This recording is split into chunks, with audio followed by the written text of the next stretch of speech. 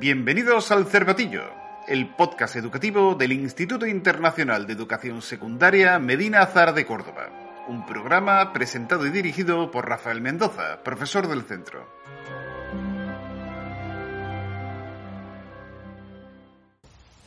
En julio de 1936 estallaba la Guerra Civil Española, un conflicto fratricida que marcaría el devenir histórico de nuestro país durante las siguientes décadas. En su transcurso, muchos españoles escogieron bando voluntariamente por afinidades ideológicas o bien se vieron obligados por las circunstancias adoptando lo que se ha venido en llamar una lealtad geográfica. Esto es, que tomaron partido por los nacionales si vivían en un lugar donde triunfó el levantamiento o bien por los republicanos si su municipio o comarca permaneció fiel a las autoridades de Madrid. Pero independientemente de las circunstancias que llevaron a uno y otro a escoger bandos, también existía una tercera España que no se alineó con ninguna facción, conformada por intelectuales, escritores y periodistas, como nuestro protagonista en el día de hoy, Manuel Chávez Nogales, un profesional conocido por su objetividad e independencia ideológica. De origen sevillano, comenzó su carrera profesional en periódicos de su ciudad natal, como El Liberal o La Voz de Córdoba, a la par que colaboraba con artículos para otros diarios de tirada nacional, como El Sol. Masón, demócrata convencido y por lo tanto opositor a la dictadura primorriberista, cuya censura dificultaba su trabajo, aprovechó los años 20 para realizar una serie de giras en avión por Europa, lo cual le permitió conocer de primera mano muchos países, incluyendo la Unión Soviética. Estas valiosas experiencias vitales se verían reflejadas en un conjunto de crónicas para el Heraldo de Madrid, donde ejercía como jefe de redacción, junto a varios relatos de viajes y novelas. A comienzos de la década de los años 30, Chávez Nogales era ya un periodista consagrado a nivel nacional que trabajaba para el diario Ahora o la revista Estampa. Si bien, como estaba muy bien relacionado, entrevistó a los más importantes políticos de la Segunda República, como Azaña, Niceto Alcalá Zamora o Lerroux, pero también cubrió todos los eventos importantes de tan azaroso periodo. Esto es la Sanjurjada, la Revolución de Asturias de 1934, y todo ello sin dejar de lado su faceta más internacional, viajando a la Alemania nazi para entrevistar al mismísimo Goebbels, el ministro de propaganda nazi, o a Gibraltar para cubrir la llegada del recientemente destronado emperador etíope Haile Selassie. El estallido de la Guerra Civil lo sorprendería en Londres, pero volvió a Madrid para apoyar desde la moderación la causa republicana. Sin embargo, posteriormente, acaso asqueado por el fanatismo y los horrores de la guerra, el camarada director marchó a Barcelona para posteriormente exiliarse en París, donde fueron apareciendo en 1937 los primeros relatos que conforman el libro del que hablaremos hoy, que no es otro sino A Sangre y Fuego, Héroes, Bestias y Mártires de España, 9 novelas cortas de la Guerra Civil y la Revolución en España. Para conversar sobre el mismo, tenemos el placer de contar hoy en los micrófonos del Cervatillo con don Luis Navarro Capdevila, profesor de Lengua y Literatura del Centro, ávido lector y buen conocedor de la obra de Chávez Nogales. Buenas tardes, compañero. Hola, buenas tardes. Bueno, pues, Luis, la primera pregunta que me gustaría hacerte es ¿por qué A Sangre y Fuego es un libro que todo el mundo debería conocer o leerse? Bien. Quería hacer antes una pequeña introducción. Y es que Chávez Nogales yo lo descubrí hace 30 años que me destinaron a Aral y estaba aquí puesto su libro Juan Belmonte, Matador de Toros. No le di importancia, como un compañero mío era un forofo de él, pero a la postre, años después, pues me vuelvo a acusar con Chávez Nogales y el libro A Sangre y Fuego.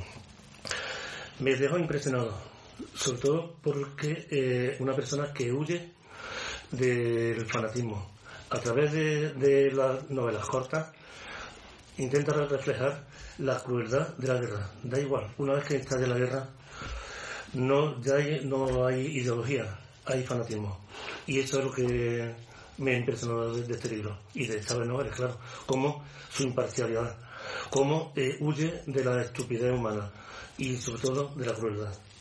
Porque está caracterizado como una persona bastante ecuánime. Eso no quiere decir realmente que no tomase partido. Él era republicano, era liberal, era demócrata, pero se da cuenta efectivamente que hay un momento en 1936, después de estallar la Guerra Civil, que la República pierde el control y el fanatismo de anarquistas, comunistas y todos los extremismos en definitiva es lo que le espanta le espanta un tanto, ¿verdad? Claro, A Sangre y Fuego yo veo en muchos personajes su ideología, Por ejemplo, el personaje, un cuento que se llama Vigornia, en el cual nos presenta a un hombre robusto, de izquierda, pero que lucha contra esa ideología de la crueldad, de ese fanatismo, de esa matar por matar, que además lo refleja en cómo algunos, llámese comunistas de ideología, sin embargo, que es un herrero de profesión, ve que tienen unas manos que no han trabajado nunca, que atildadas, suaves, de no haber nunca trabajado. ¿Qué es lo que hace a este autor, a Chávez Nogales, un escritor tan sumamente atractivo? Anteriormente estabas comentando que conoces a Chávez Nogales desde hace 30 años, pero es que es difícil conocer a Chávez Nogales antes, porque Chávez Nogales, cuando muere en 1944 en el exilio de Londres, pues prácticamente desaparece del conocimiento, del conocimiento como personaje intelectual en nuestro país, y sus obras de hecho no vuelven a reeditarse hasta 1993, o sea que es que estamos hablando de 40 años en los que este cronista, posiblemente uno de los mejores cronistas españoles del siglo XX, ni siquiera ha estudiado en las facultades de periodismo, y sin embargo a partir de ahí empieza a recuperarse su obra, y hoy en día está siendo un personaje pues cada vez más estudiado, ¿no? Y admirado, ¿no? Pero ¿cuál es el misterio de su prosa? ¿Qué es lo que hace que sea tan atractivo? Yo no entiendo que en la facultad nosotros, como filólogos, no hayamos estudiado a Chávez Nogales. Se da mucha importancia, por ejemplo, los artículos, no sé, de Azorín, por ejemplo, los artículos. Y, sin embargo, un personaje como Chávez Nogales no se estudia. Que para mí fue un descubrimiento tardío. Yo lo descubrí hace 15 años, 10, 15 años. Y sin embargo lo que me cautivó fue su prosa. Aparte de lo que cuenta, es cómo lo cuenta. Es una prosa pausada, una prosa cadenciosa, una prosa que te va llevando desde la mano. No es nada estridente. Y con una suavidad extrema. Y además que emplea una economía de medios que sin embargo le sale muy bien, porque con muy pocas cosas expresa mucho, ¿no? Y además siempre con una gran emotividad. Lo que pasa es que, y hablo desde mi punto de vista personal, es verdad que hay cierto dolor siempre en su escritura, ¿no? Porque cuando Chávez Nogales escribe, pues hay unos sentimientos siempre a flor de piel, y siempre en todos los relatos queda un regusto amargo, ¿o me equivoco? Pero amargo sí, pero con muchísima ternura. Es decir, yo la obra la conozco bien, vamos a ver, lo he leído casi todo él. Yo de Chávez Nogales describiría una ternura tanto en el contenido como en la forma. El vocabulario que emplea es de extrema ternura, con regusto a veces amargo, sí, pero muchísima ternura. Y a partir después la imparcialidad que intenta siempre mantenerse, denunciando siempre la crueldad. Y además era un personaje totalmente adelantado a su tiempo, ¿verdad? Y hablo desde el punto de vista de periodista, ¿no? Porque era lo que se llamaba un reporter, que era una figura que estaba saliendo en ese momento. Creo, corrígeme si me equivoco, que en el siglo XIX la gran mayoría de periodistas escribían en la redacción de su periódico y no salían prácticamente a la calle. Cuando no había muchos casos en los que se amarilleaba, como suele decirse, y se inventaban directamente las crónicas o se copiaban unos periódicos a otros. Sin embargo, este señor es un señor de calle, es un periodista de raza, prácticamente coge y va a la caza y captura de la noticia, y está allí y ve los acontecimientos y puede describirlos de una manera como más personal, ¿no? Más objetiva. Este señor, si no recuerdo mal, coge un avión y se marcha por Europa, a la Unión Soviética, a Francia, a Suiza, conoce mundo, va a Marruecos, al IFNI. Un personaje interesantísimo sin duda alguna. Sí, no, totalmente. Pero además, por ejemplo, La Sangre y Fuego, la mayoría de los relatos, si no todos, estoy ahora mismo, son recogidos.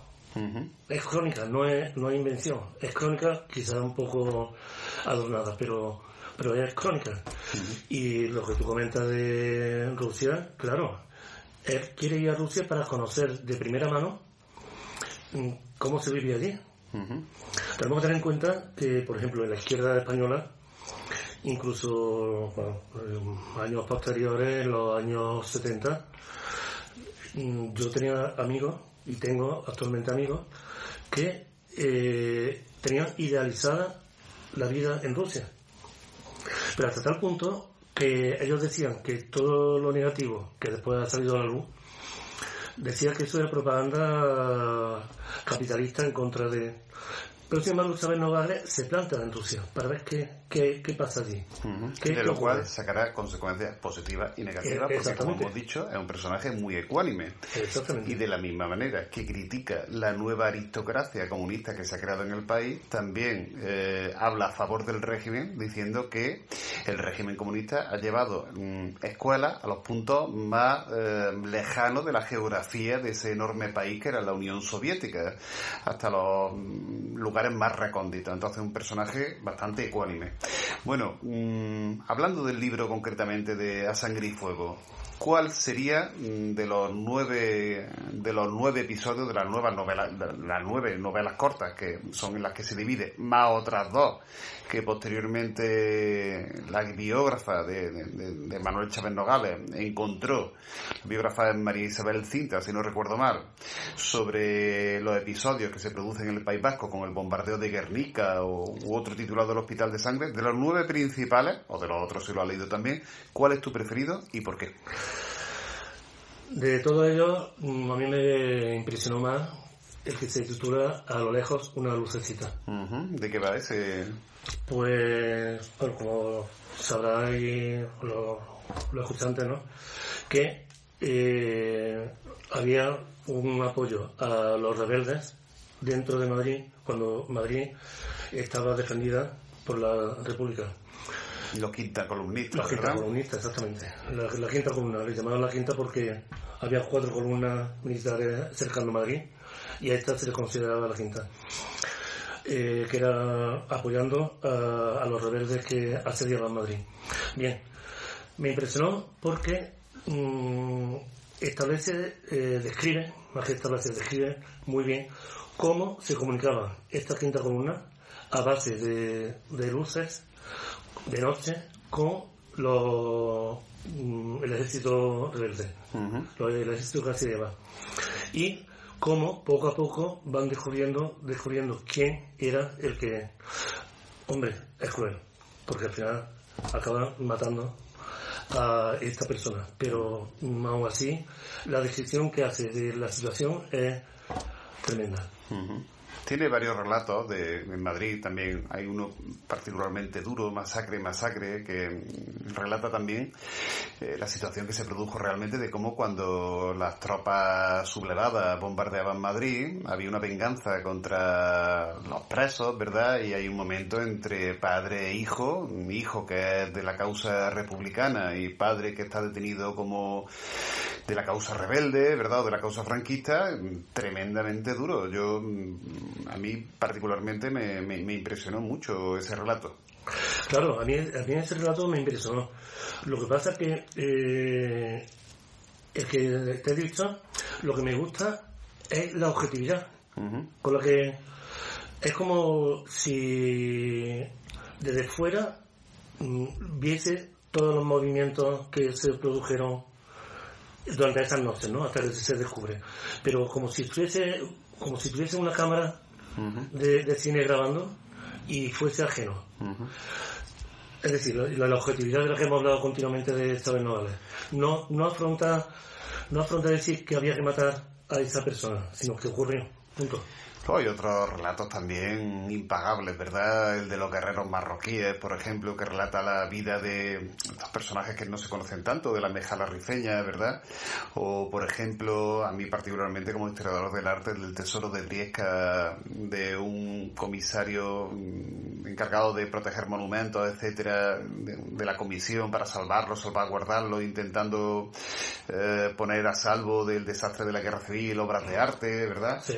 O el de Bigornia, que comentaba anteriormente, que es muy interesante, sobre todo desde el punto de vista militar, porque este señor, que es herrero y es un idealista, intenta poner en marcha los tanques improvisados, ¿verdad?, durante el año 1936 para luchar en el frente.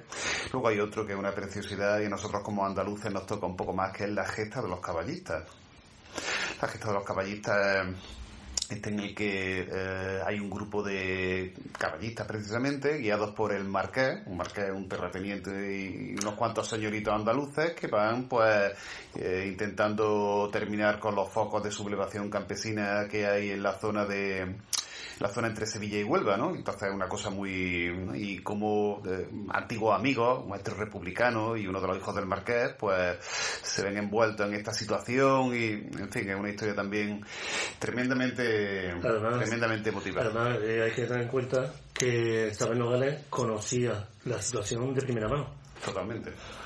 Es decir, la situación del campo andaluz y de la campiña sevillana, que no hay que olvidar que aquí es donde nacerán posteriormente algunos grupos terroristas como Grapo. Es decir, como una lucha ya si hablamos de que yo conozco directamente de Arán, donde las venganzas se produjeron hasta hace poco, debido precisamente a las masacres que hubo, y Chávez Nogales lo conocía. Efectivamente.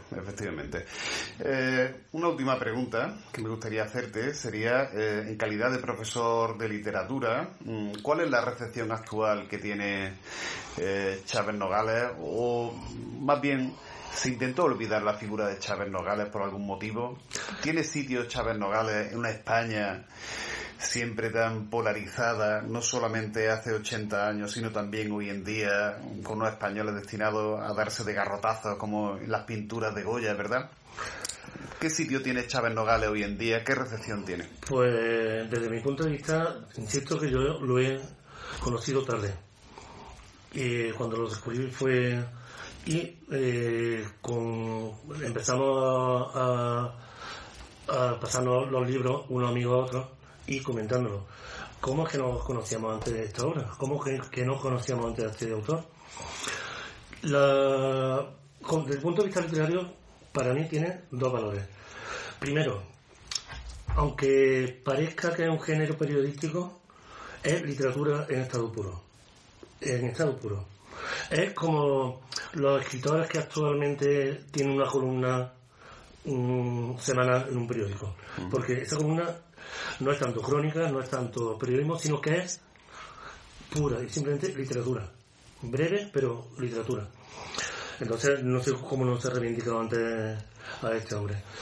Y desde el punto de vista ideológico, habría mucho que aprender de él.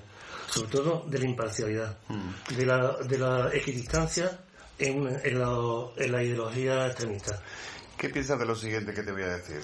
Decía, tratando al autor, recientemente un académico, ¿no?, de la Real Academia de la Lengua, como Arturo Pérez Reverte. Vale. Decía que todos los profesores de historia de un instituto, por ejemplo, para tratar la cuestión de la guerra civil, deberían hacerlo tratando la figura de Chávez Nogales. Sí, totalmente. Porque además hay obras que se pueden entremezclar con esta, A Sangre y Fuego, que tratan también de la misma época, de la misma contenido. Por ejemplo, la defensa de Madrid. No se podría comprender plenamente la guerra civil sin la figura de Chávez Nogales. Igual que, no sé, otros escritores como Arturo Barea, con La Forja de un Rebelde, y teniendo en cuenta que tuvieron que salir de España, ¿no?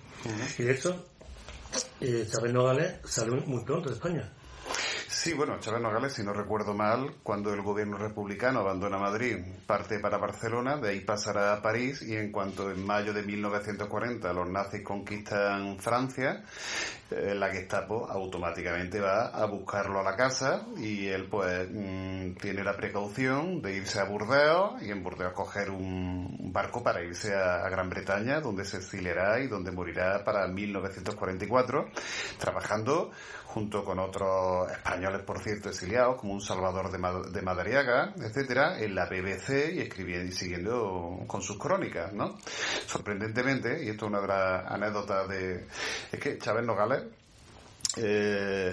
va a morir en mayo de 1940, si no recuerdo mal, y 2 semanas después, sin que el gobierno franquista hubiese sabido nada de que había muerto, lo condenó por el tema de rebeldía y tal, a no ejercer ningún cargo público, etcétera, pero no sabían ni siquiera que había muerto, porque de hecho nadie contó que este señor Chávez Nogales había muerto, y está de hecho enterrado en un cementerio con una lápida sin nombre. Hasta tal punto llega el injusto olvido que ha sufrido este gran cronista. Claro, Chávez Nogales sale de España en noviembre del 36, es decir, unos meses después de estallar la guerra civil, pero que huye porque no puede con esa crueldad, y efectivamente, como ha dicho, va a Francia. Pero no hay que olvidar que cuando los nazis ocupaban Francia, Franco emite, a través de su cuñado, emite unos bandos de persecución de cualquier persona que hubiese huido a Francia, para meterlo en campos de concentración. Por supuesto, esto aquí ni se olvida ni se perdona, Ni no se hay olvida ni se reconciliación perdona. ninguna. Exactamente. Y por eso Chávez Nogales se ve. No hay que olvidar que hay cierto paralelismo entre Chávez Nogales y otro escritor español de los más importantes, con una trayectoria muy parecida, que es Arturo Varela, que también acaba en Londres. Sí. Y escribiendo crónicas y buscándose la vida como traductor y como cronista. Y que aprovecho ya para pedirte que en un futuro, por cierto, lo tratemos en otro tema, porque es un gran escritor, sin duda, La forja de un rebelde, ¿verdad? Un libro conocidísimo, también llevado a la pequeña pantalla en los años 80 en televisión española, y un personaje muy interesante sobre el cual podríamos hacer un programa en un futuro. Pues muy bien, queridos amigos, oyentes del Cervatillo, espero que les haya gustado este programa. Muchas gracias, Luis, por estar aquí hoy con nosotros, para contarnos, siempre con tu mirada experta, la vida y milagros de este gran cronista de su tiempo, que fue Chávez Nogales. Esto es todo, por tanto, mis queridos oyentes del Cervatillo. Espero que el programa haya sido de vuestro interés y que hayáis aprendido nuevas cosas. Si ese ha sido el caso, no olvidéis suscribirlo y darle un like. Nos oímos pronto en un nuevo episodio, y entre tanto recuerden, sapere aude.